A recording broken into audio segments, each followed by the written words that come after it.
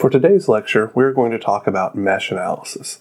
Mesh analysis is a very powerful circuit analysis tool that uses multiple instances of Kirchhoff's voltage law in order to determine all of the unknown currents in a circuit. Mesh analysis has 5 steps, and we will talk about each of those steps in time with solving a circuit. Our first circuit in question is the one shown on the screen. And our first step is to identify our meshes. So we have a large mesh on the left-hand side labeled in blue. We have a smaller mesh in the top right-hand corner, which is labeled in green.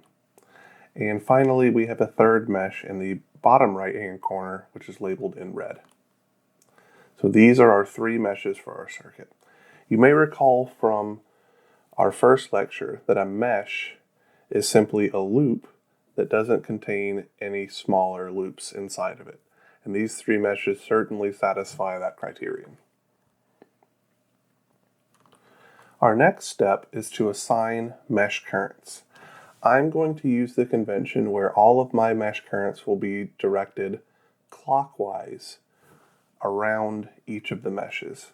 So since there are 3 meshes, I will have 3 mesh currents, which I've labeled I1, I2, and I3, and each mesh current flows clockwise around its respective mesh. Our next step is to perform Kirchhoff's voltage law around each mesh. I like to start at the bottom left-hand corner of my mesh and follow the mesh current around. Now, one thing to note is that certain elements, like this 2 ohm resistor, are shared between meshes.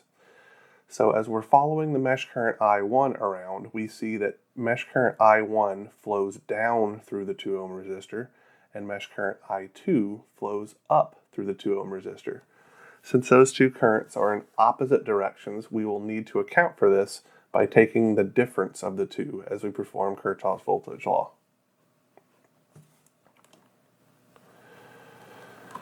So as we write our KVL equation for mesh 1, starting at the bottom left-hand corner, we see the negative voltage polarity terminal of our 10-volt source first, so we'll start with negative 10. Next, we have our 9 ohm resistor, and Ohm's law tells us that the voltage drop over this 9 ohm resistor is then 9 times I1. Next, we see the 2 ohm resistor, which has a current I1 flowing down and a current I2 flowing up. So that will give us 2 I1 minus I2.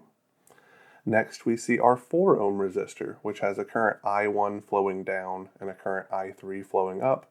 So that'll give us 4 I1 minus I3. And finally, we see our 5 ohm resistor, which only has the mesh current I1 flowing through it. So we'll get plus 5 I1, and we'll set everything equal to 0.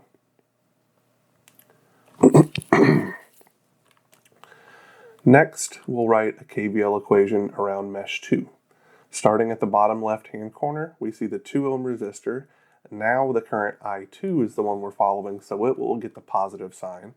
So we'll have 2 I2 minus I1 plus 1 I2 plus 7 I2 plus 3 I2 minus I3 is equal to 0. Our last KVL equation will be for mesh 3. Starting at the bottom left-hand corner where we see the 4 ohm resistor, we'll then have 4 I3 minus I1 plus 3 I3 minus I2 plus 8 I3 plus 6 I3 is equal to 0. So we've now written our KVL equations around each mesh. Our next step is to organize our equations. And this step, honestly, can be skipped oftentimes just because most of your calculators can actually handle you putting in the raw input and processing that.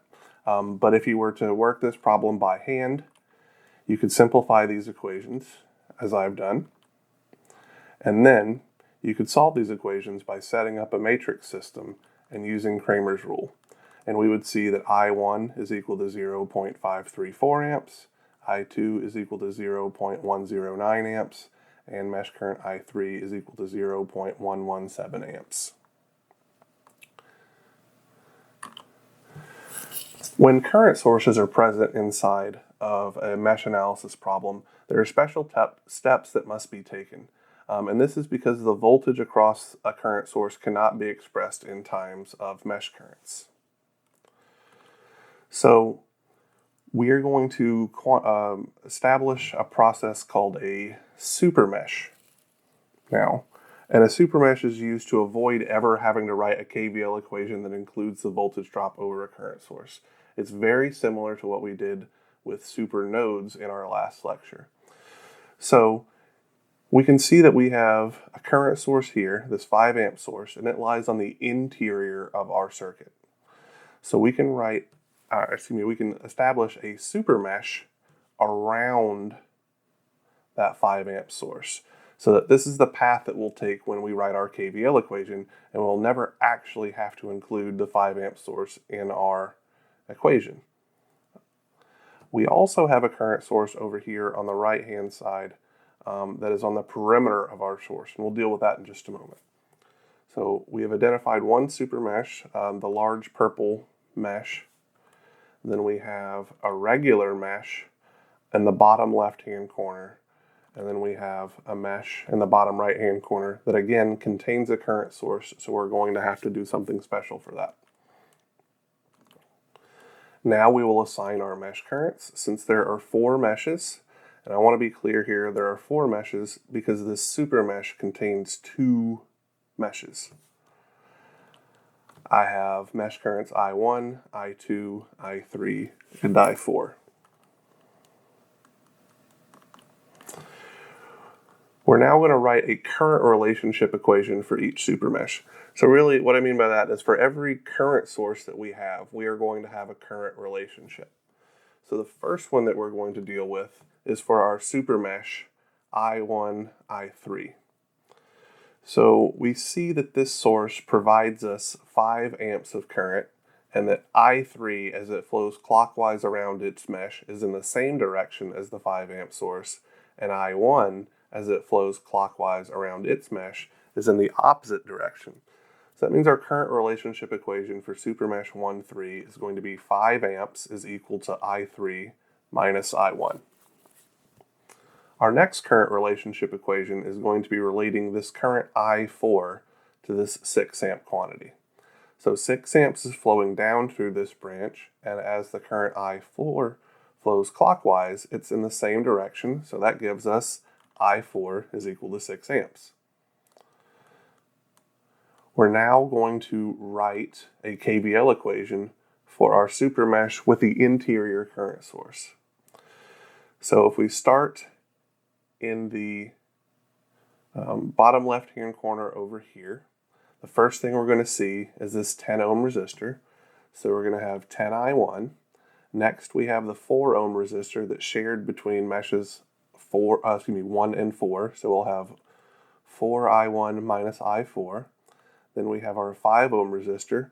So we'll have 5 I3 minus I4. Next we see the negative polarity terminal of our dependent source. So we'll have negative 2 IX. And then finally we have the 3 ohm resistor that's shared between meshes 1 and 2. So we'll have 3 I1 minus I2 and set these equal to 0. Now we'll write our KVL equation for our non-supermesh. Starting at the bottom left-hand corner, we see the negative polarity terminal of our 4 volt source. So we'll have minus 4 plus 3 I2 minus I1 plus 2 IX is equal to 0. We are not going to write a Kirchhoff's voltage law equation for this mesh that contains the current source on the perimeter of the circuit. And the reason for this is there's no path that we can take that doesn't involve having the voltage drop over our 6 amp source. That being said, we have 1, 2, 3, 4 equations, and we have 4 unknowns.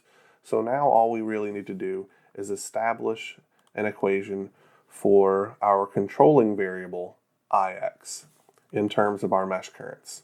We can see that Ix is flowing up through the 5 ohm resistor, which means I4 is in the same direction and I3 is in the opposite direction. So we should get Ix is equal to I4 minus I3. Now we can organize our equations again. And I solved this system using MathCAD 15 because it had more than 3 variables. I'll probably wind up making a video shortly showing you guys how to use MathCAD to solve circuits.